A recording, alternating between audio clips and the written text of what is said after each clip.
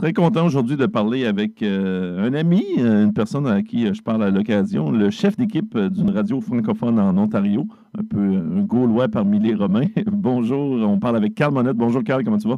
Ça va très bien, toi? Très, très bien, mon ami. On va commencer ça à la base. Pourquoi toi tu t'es lancé dans le milieu des médias? Oh, tu veux-tu la version courte ou la version longue? Fais-moi la version qui te tente. OK. Je suis dans les médias, puis j'avais aucune idée que j'étais pour arriver là, mais tu vas voir. Quand j'étais jeune, quand j'étais à l'adolescence, quand j'étais au primaire aussi, on avait des radios étudiantes. Puis ça m'a toujours fait triper. J'étais toujours le premier à vouloir m'en occuper. Je faisais des mix chez nous avec mon double tape cassette où je jouais des chansons, j'enregistrais ma voix, j'écoutais beaucoup la radio. J'adorais la radio, mais dans ma tête, c'était pas un métier. Je sais pas pourquoi.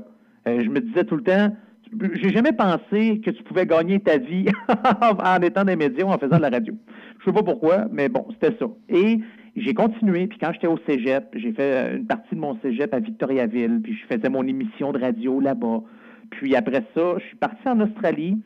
Quand je suis revenu, je suis allé faire mon cégep aussi à Dawson. Puis, je me dirigeais pour être avocat. Et à un moment donné, il y avait une foire d'emploi à Montréal. C'était à la place Bonaventure. Je m'en souviendrai toujours parce que, bon, j'étudiais pour être avocat, puis la GRC me tentait aussi. Mon père était policier, mon grand-père a été policier, il a été gardien de prison, il a été huissier. Je pense que c'est dans le sang des monettes.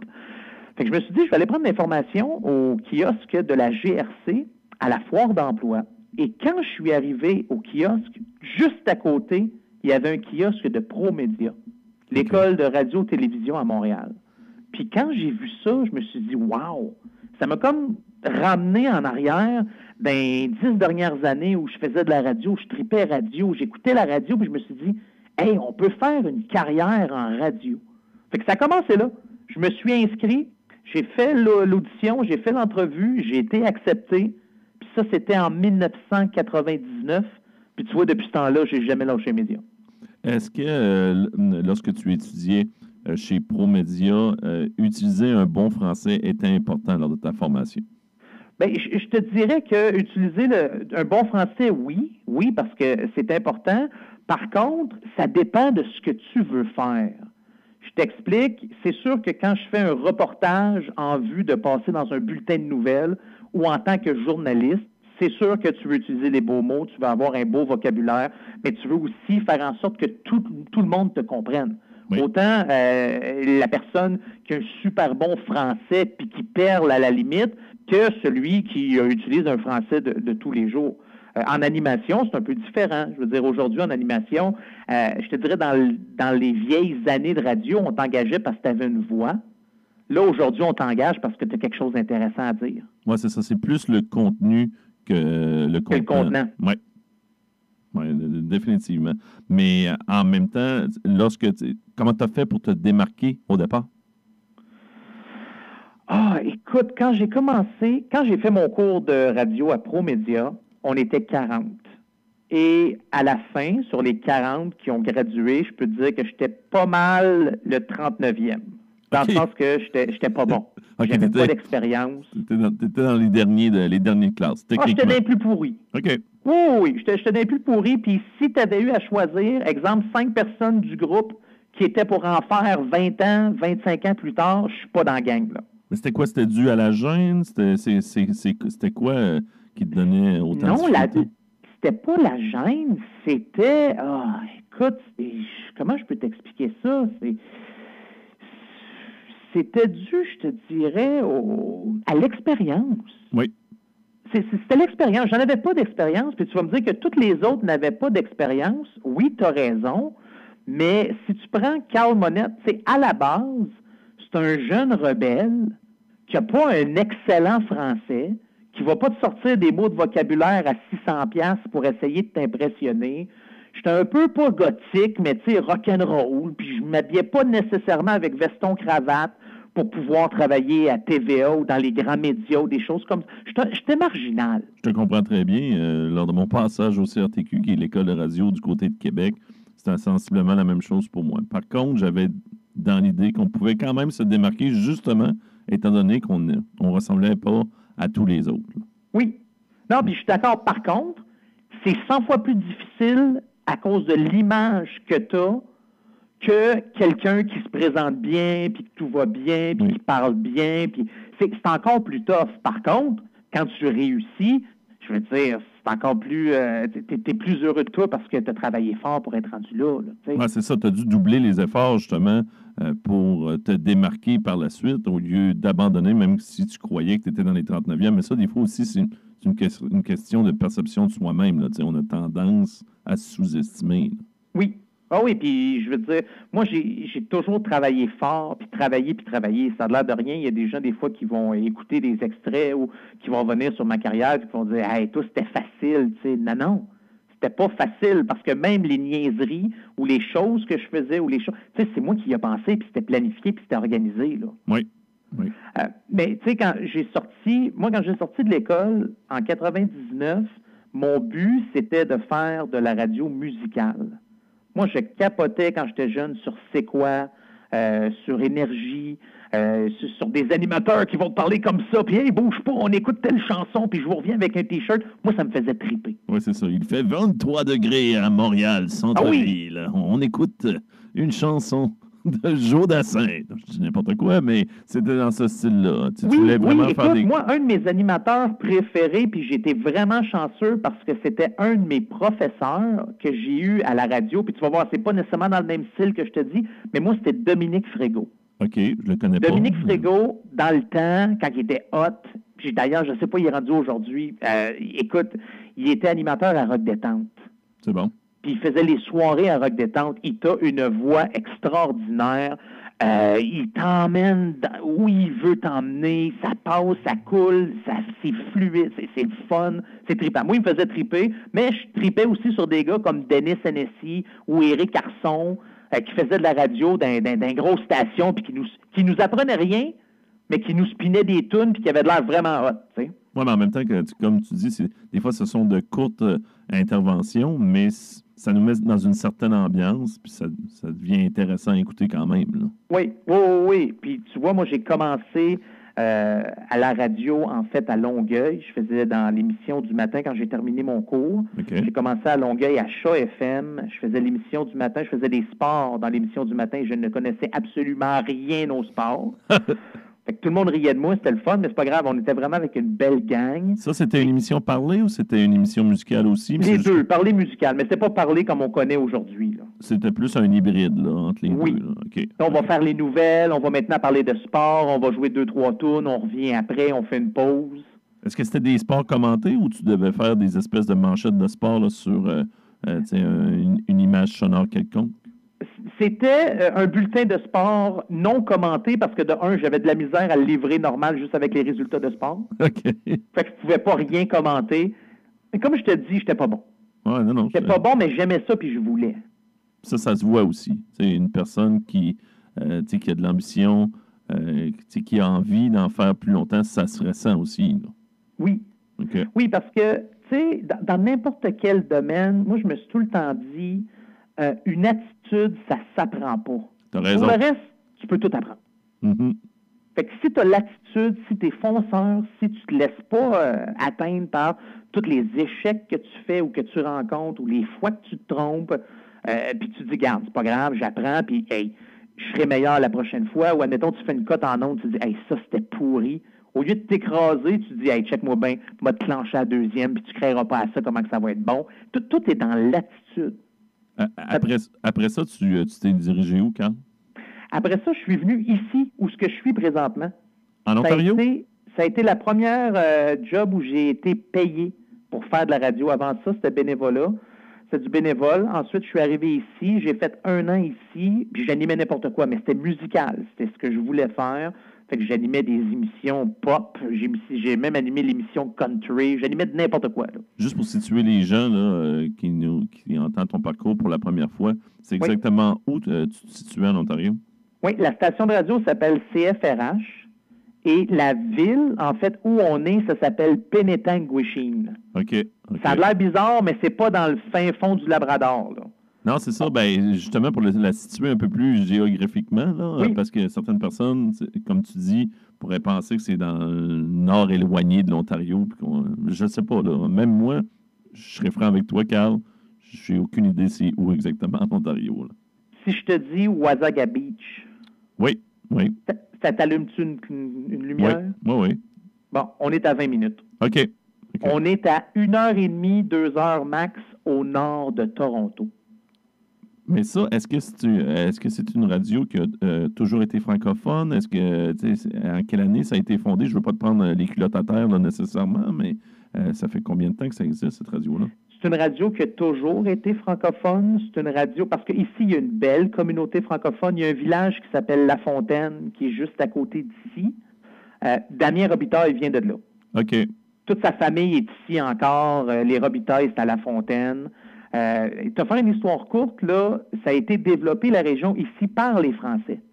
Parce que quand les Français sont arrivés à Montréal, puis ont décidé de descendre par le fleuve Saint-Laurent, puis d'aller dans les Grands Lacs, puis d'aller dans le lac Ontario, au départ, ils ont continué, puis se sont rendus jusqu'à Détroit.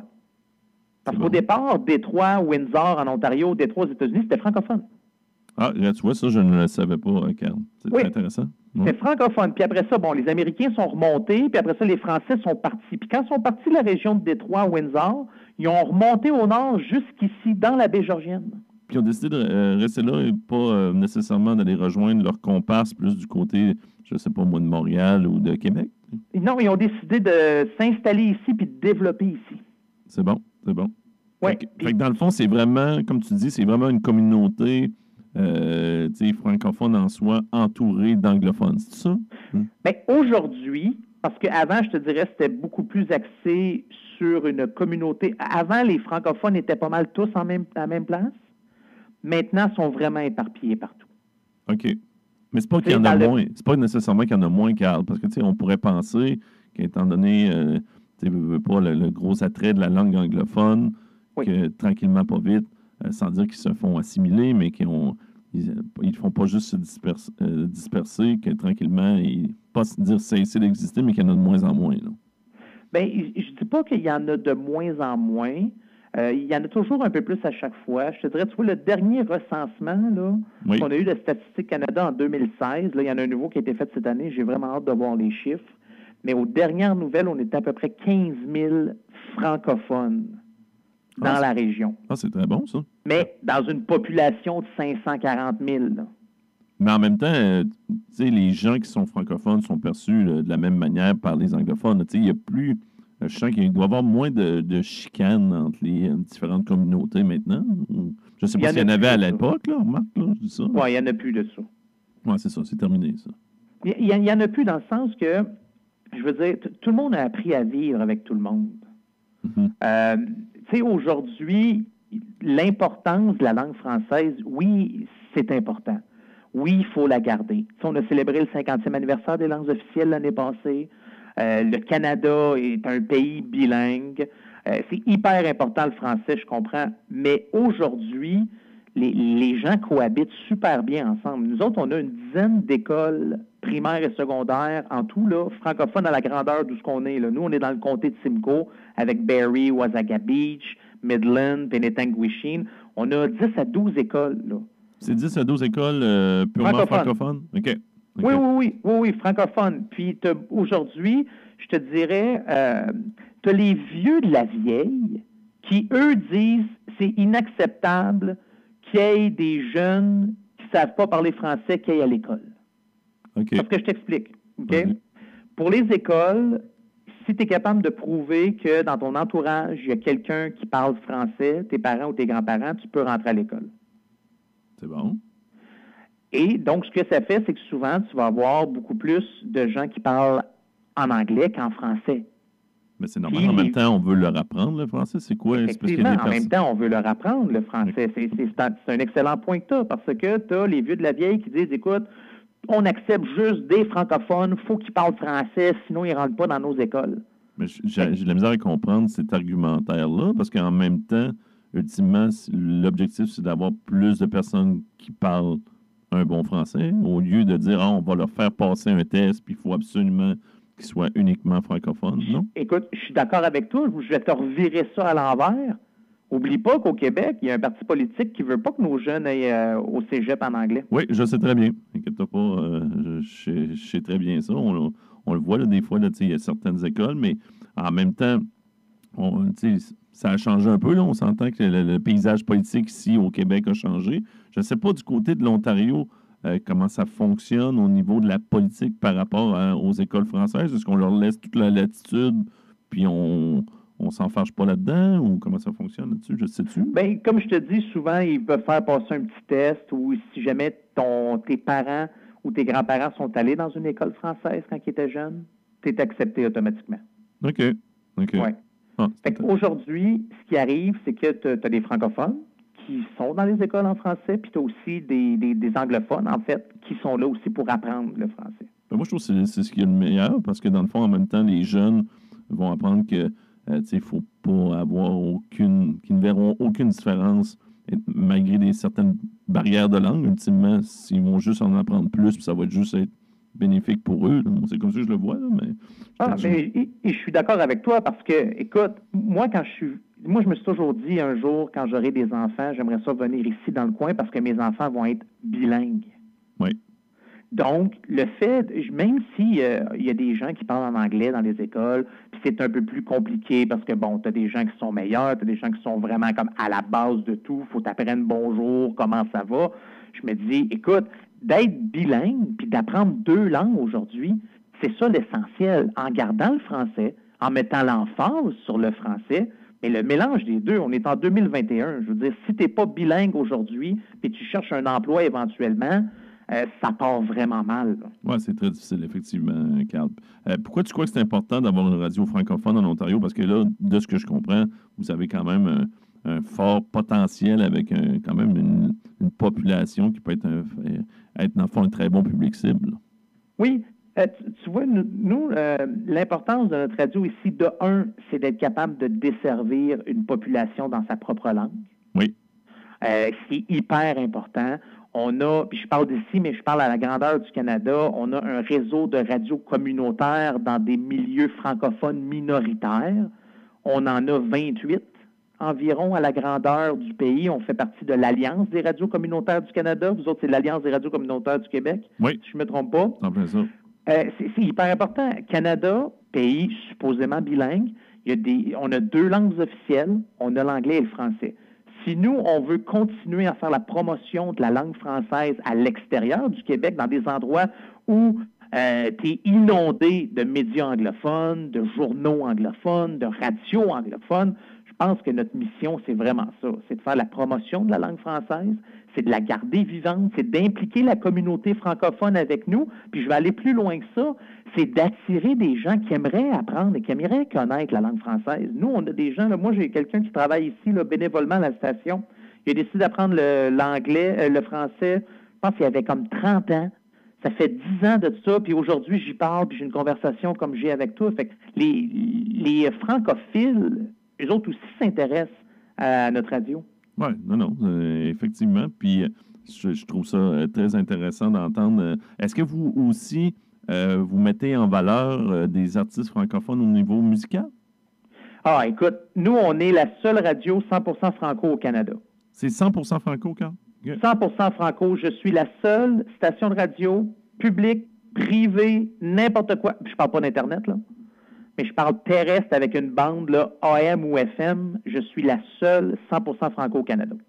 Est-ce que les artistes francophones, tu ressens qu'ils ont un certain impact auprès de la communauté, puis que les gens, ça vient de les chercher d'entendre justement des artistes francophones? Bien, de un, oui, parce que, écoute, de un, on est une radio communautaire francophone. Il y a 2 aspects à ta question. On m'a donné 2 réponses. J'écoute. On est une radio communautaire francophone, donc je trouve ça normal que notre mandat soit de jouer de la musique en français. Nous, ici, comme je te dis, on est 15 000 francophones, puis 32 000 francophones et francophiles, des gens qui sont bilingues, mais on est 15 000 francophones dans la région. Si on regarde le côté business, il y a souvent des gens qui m'ont dit « Ah, ben tu sais, pour avoir un peu plus d'auditoire, tu pourrais mettre des fois des chansons en anglais. » Écoute, Laurent, il y a 15 stations de radio anglophones dans le coin. Oui, c'est ça. Dans le fond, tu offrirais quelque chose qui est déjà desservi. Ben oui, c'est sûr. Puis je veux dire, je pense pas que c'est le fait que je mette une toune de Rihanna à l'heure qui va faire comme on va rester là, tu sais. Non, c'est ça, ça donne rien là, du tout. Là. Fait que il y a des endroits au Canada où c'est différent, tu sais. Il faut toujours que tu t'adaptes avec le produit que tu as. Il y a des radios dans les maritimes qui, eux, ils n'ont pas nécessairement de radio anglophone, ou il y en a, mais ils n'en ont pas beaucoup. Fait que là, tu peux te permettre d'offrir ça à ta clientèle. Mais ici, nous autres, là, on est dans une mer anglophone, puis on est un petit bateau francophone.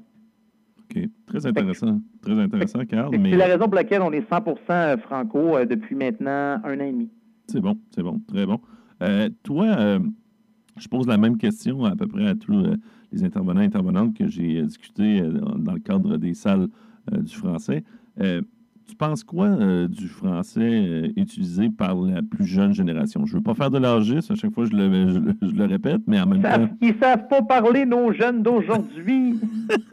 Ben, il y a certaines personnes qui, c'est ce qu'ils m'ont mentionné, que eux, ça les irritait de voir, surtout, souvent on le voit sur les réseaux sociaux, un français très escamoté, des jeunes qui prennent pas le temps, disons, d'écrire correctement ou de parler correctement. Toi, est-ce que ça t'affecte ou toi, tu dis c'est tel que tel? Bien, regarde, là-dessus, là, encore une fois, je trouve qu'il y a 2 volets à ça. Pour moi, le français est très important. Oui, je fais des fautes de français quand je parle. J'ai pas un super bon français. Quand j'écris, des fois, je fais des fautes. Par contre, je m'applique. Mm-hmm. Pour moi, c'est vraiment important. Même si je fais des fautes, je regarde, je révise. J'essaie d'avoir un bon parler en français. Quand j'écris, je fais comme, bon, c'est comme ça qu'on écrit. Je Google, je check, je prends antidote pour voir c'est quoi mes fautes. J'essaie toujours de m'améliorer. Je comprends. Moi, quand j'étais jeune, là, les si puis les ré, là, c'était une fois par phrase. Là. OK. Bon. Mais pour moi, je trouve ça hyper important d'avoir une bonne connaissance du français. Puis oui, je trouve ça plate quand je vois des fois sur les médias sociaux les jeunes qui vont écrire en abrégé ou qui vont écrire je sais pas trop quoi, puis je comprends pas, ou tu sais, chutalé, C-H-U-T-A-L-L-Z. Tu sais, ça, oui, ça m'agace. Je trouve ça plate. Par contre, moi, les accents ou les expressions locales d'une place, j'ai aucun problème avec ça. Oui, non. Je sais pas si tu vois la différence entre les deux. Oui, je comprends très bien. Non, je veux dire, moi, des gens, des fois, il y en a là, qui vont dire comme j'ai parlé avec telle personne, il m'a dit des expressions que je connais pas, ou il va utiliser des anglicismes. Mm-hmm. Bon. Moi, j'ai aucun problème avec les anglicismes. Parce que tu sois n'importe où au Canada, c'est sûr que si tu restes ici, puis quand je sors de la bâtisse, on parle tout le temps en anglais, c'est sûr que les générations de francophones vont inclure des mots anglais dans leur parler français. Même chose en France. Oh oui, la France, c'est tout autour de la France, là. Je crois que c'est eux qui en utilisent le plus. Ben oui! Mm-hmm. Oui. Au Québec versus la France, au Québec, on a un meilleur parler en français. Oui. Mais en France, on utilise plein d'anglicismes. Pourquoi? Parce que tout autour d'eux autres, c'est l'anglais, la langue universelle, puis ils utilisent plein de choses, puis c'est le parking, puis c'est le shopping center, puis c'est tout ce que tu veux, tu sais. Oui, des fois, j'ai l'impression aussi que c'est un peu pour le paraître. Là. J'ai l'impression qu'on utilise des mots anglais alors qu'on ne serait pas obligé, mais qu'on le fait un peu pour... je venais en utiliser un, là, présentement, pour flasher. Oui. Bien, là, c'est sûr que l'entrevue, c'est pas sur le chauvisme des Français, là. Non, on ne se dirigera pas là. De toute façon, Carl, on a fait pas mal le tour. Je suis vraiment content de t'avoir parlé. Puis, j'aime la mission de votre radio. Tu peux répéter encore une fois, dans le fond, quelle fréquence, le nom de la station exacte. Toi, tu es chef d'équipe là. Tu touches un peu à tout, là, de ce que je comprends de cette radio francophone-là, qui est 100% francophone. Je te laisse... Écoute, on a une petite équipe, là. On est 2, OK? Et on a réussi à faire quelque chose de vraiment extraordinaire que je trouve avec cette station-là. On est 100% franco. C'est la station CFRH 88.1 106.7. On est à Penetanguishene, en Ontario. On est sur TuneIn. On a notre site Internet radiocfrh.ca. Vous pouvez nous écouter de n'importe quelle manière. Puis la programmation, de la manière qu'on l'a montée, en fait, sais, puis c'est un nouveau slogan des fois que j'utilise, c'est « Dis-moi ce que tu écoutes comme musique. Quel style que tu écoutes, m'a dire à quelle heure ça joue. » Excellent, ça, j'aime ça. Non, très bonne idée, Carl. Mais je te remercie encore 1000 fois. Puis, assurément que nous, on va s'en reparler dans d'autres contextes. Je te remercie beaucoup, Carl. Aucun problème. Je te remercie d'avoir pensé à moi. Au revoir.